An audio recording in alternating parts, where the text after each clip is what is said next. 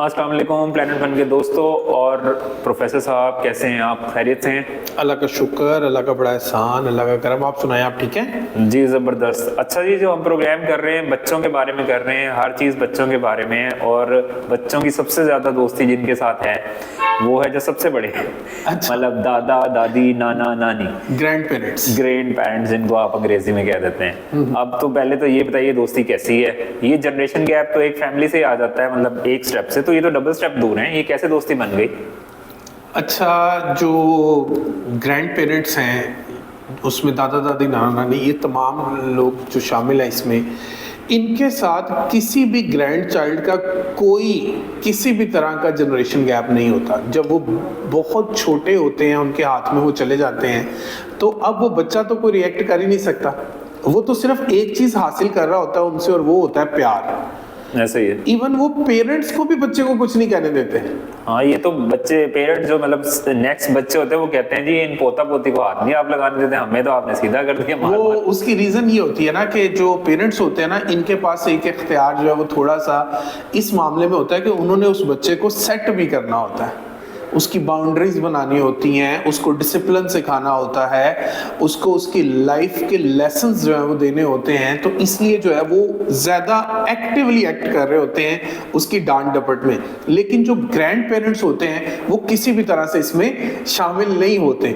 इन some cases grand parents भी डांट रहे होते हैं बच्चों को, लेकिन मोस्टली जो हमने देखा है वो यही है कि ग्रैंड पेरेंट्स जो हैं वो बिल्कुल भी इसमें इस तरह के अमल में शामिल नहीं होते। इवन जब पेरेंट्स डांटते हैं तो बच्चे फौरन से अपने ग्रैंड पेरेंट्स के पास चले जाते हैं, क्योंकि उनको पता होता है कि ग्रैंड पेरेंट्स वो हैं जो हमारे मामा पापा को भी डांट सकते हैं। लेकिन ये बताइए कि इतना एज डिफरेंस होने पे ये दोस्ती बन कैसे जाती है? जो एक रिक्वायरमेंट है किसी के साथ भी फ्रेंडशिप की, रिलेशनशिप की, किसी के साथ भी एक अच्छा ताल्लुक होने की, उसका जो फर्स्ट रिक्वायरमेंट है वो है टाइम, कि आप उसको किस कदर बेहतर टाइम दे रहे हैं। अब देखें कि जब आप ग्रैंड पेरेंट्स की बात करते हैं तो और ग्रैंड चिल्ड्रन की बात करते हैं, तो ग्रैंड पेरेंट्स जो हैं वो उस वक्त एज में बिल्कुल फ्री होते हैं। सही है। और जो पेरेंट्स होते हैं वो इकोनॉमिक रेस में होते हैं। जब हम छोटे थे तो हमारे दादा अब्बू हमारे साथ बिल्कुल फ्री होते थे, तो हमारे दिन का एक बहुत बड़ा वक्त जो है वो उनके साथ गुजरता था। फादर जो है वो इकोनॉमिक रेस में होते हैं और वो जो मदर है वो घर के कामों में बिजी होती है मोस्टली। तो यही वो रीजन है जिसकी वजह से ये रिलेशनशिप या ये फ्रेंडशिप इस कदर स्ट्रॉन्ग हो जाती है कि ग्रैंड चिल्ड्रन ग्रैंड पेरेंट्स के बगैर और ग्रैंड पेरेंट्स ग्रैंड चिल्ड्रन के बगैर जो है वो फिर रह नहीं सकते। अच्छा देखें, अगर हम ये बात करते हैं कि दोनों ही एक तरह से उनको बच्चों को गाइडेंस दे रहे होते हैं, तो ऐसा भी आ सकता है कि उसके अंदर वो क्लैश आ रहा हो, दादाजी कुछ और बता रहे हो क्योंकि बहुत अच्छे दोस्त हैं, फादर के सामने कुछ और हो तो वो एक और है, उनके सामने ज़ाहिर बिजनेस भी एक है, एक तरह से अपनी जिस तरह इकोनॉमिक रेस आप कह रहे हैं, फ्रस्ट्रेशन भी है, तो उसमें कोई कन्फ्लिक्ट आता है? जी, कन्फ्लिक्ट तो आता है, इसमें तो कोई शक नहीं है। क्योंकि हमारी जो मॉडर्न जनरेशन है, जो आजकल पेरेंट्स हैं, वो क्या करते हैं, वो बेसिकली अपनी हर तरह की प्रॉब्लम की जो एडवाइस है ना वो गूगल से लेने की कोशिश करते हैं, और गूगल उनको वो एडवाइस दे रहा होता है जहां से वो रिसर्च हुई होती है। अब पाकिस्तान के बहुत सारे मैटर्स जो हैं वो जाहिर है वो उस रिसर्च में नहीं आएंगे जो अमेरिका में हो रही है, जो यूके में हो रही है। वो रिसर्च जो है वो जो सोल्यूशन दे रही होगी, हमारे आज के पेरेंट्स वो सोल्यूशन जो है वो फॉलो करने की कोशिश करते हैं। बट इन पाकिस्तान अभी मैं आपको कितनी सारी मेडिसिन बता सकता हूँ बच्चों की सिर्फ एक कॉलिक प्रॉब्लम के लिए, जो पाकिस्तान में अवेलेबल ही नहीं है। अच्छा, लेकिन जब पेरेंट्स देखते हैं तो वो ढूंढने की कोशिश करते हैं, तो ऐसा फिर नहीं होता। तो कन्फ्लिक्ट जो है वो डेवलप होता है समटाइम। हम जो है वो पेरेंट्स ये सोच रहे होते हैं कि हमें ज्यादा पता है, जबकि वो बच्चे जो जिनको वो डील कर रहे हैं आप भी उतने ही थे जब जिनको ग्रैंड पेरेंट्स ने डील किया। सो ये बिल्कुल एक कॉन्फ्लिक्ट तो डेवलप हो जाता है उन सब मैटर्स, लेकिन मोस्टली ये सब एक लव रिलेशनशिप पे चल रहा होता है। आप सिर्फ ये देखें ना कि हमारा जो रूरल एरिया है उसमें जो लोग रह रहे हैं, और अर्बनाइजेशन में भी बहुत सारे अर्बन एरियाज में भी बहुत सारे लोग फर्स्ट एडवाइस किससे लेते हैं बच्चों के बारे में? ग्रैंड पेरेंट्स से। दादा दादी नाना नानी कुछ हो जाए फौरन से हम उनकी तरफ को टर्न करते हैं। उसकी रीजन क्या है? हमें पता होता है कि जो एडवाइस ये देंगे ये हमें जितना प्यार करते हैं ये हमारे बच्चों को उससे ज्यादा प्यार करते हैं। तो ये एक रीजन हो सकती है। एडवाइस जो है वो प्रॉब्लम जब कोई बन जाती है तो एडवाइस बहुत जरूरी होती है, क्योंकि जो यंग पेरेंट्स होते हैं जिनका पहला बेबी होता है उनको तो सब कुछ जान के भी कुछ पता नहीं होता। इवन 100% में से कुछ पेरेंट्स आप निकाल लें तो आपको ऐसी भी तादाद मिल जाएगी जिनको डायपर बच्चे को लगाना नहीं आता।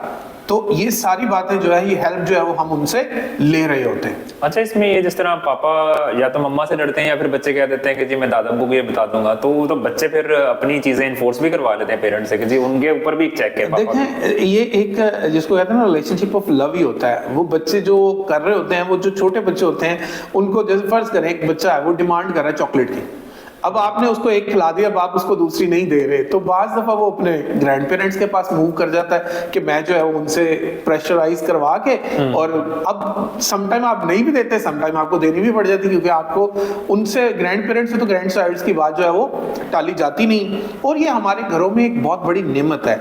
आप देख लें पाकिस्तान में अगर हम बात करें तो वो लोग जिनके साथ ग्रैंड पेरेंट्स रहते हैं, उन्होंने जब कोई जॉब करनी है, जैसे फादर भी जॉब करते हैं और मदर भी जॉब करते हैं, और तो बच्चे जो है वो ग्रैंड पेरेंट्स की रिस्पॉन्सिबिलिटी हो जाते हैं। यहाँ पे जो रिलेशनशिप बिल्ड होता है बच्चों का ग्रैंड पेरेंट्स के साथ, वो कहीं और आपको देखने में नहीं मिलेगा। और हमारे जो ग्रैंड पेरेंट्स हैं, ये इतनी बड़ी ड्यूटी दे रहे हैं पेरेंट्स के लिए कि वो जान ही नहीं सकते। आप देखें ना, मैंने एक जिंदगी में एक दफा ऐसा हुआ है कि मैंने अपने बच्चे के लिए जो है वो एक अदद मेड रखी। अब एक दिन में हमारी 10 से 20 कॉल्स हो जाती थी उसके, वो क्या कर रहा है, उसको दूध पिला दिया, उसको ये कर दिया, उसको वो कर दिया। फिर जब हम जॉइंट फैमिली में दोबारा वापस आ गए, हमारी जो ट्रांसफर हुई और हम दोबारा वापस आ गए उसमें जॉइंट फैमिली में, उसके बाद जब मेरा बेबी जो है वो अपने ग्रैंड पेरेंट्स के साथ है, तो मैं सुबह जब निकलता हूँ तो समटाइम मुझे रात हो जाती है, मैंने एक भी दफा कॉल नहीं की, एंड ही इज हैप्पी। वो बच्चा भी खुश है, ग्रैंड पेरेंट्स भी खुश है, उनके पास भी करने के लिए कुछ है, और बच्चे भी जो है वो उसके साथ हर वक्त खेलने के लिए कोई ना कोई मौजूद है। इसीलिए हमने ये जो है वो पहले भी कहा था कि हमारे मुल्क में जो ओल्ड एज होम है वो अलग है, और हमारे मुल्क में जो बच्चों के लिए ऑर्फन्स के लिए होम है वो अलग है।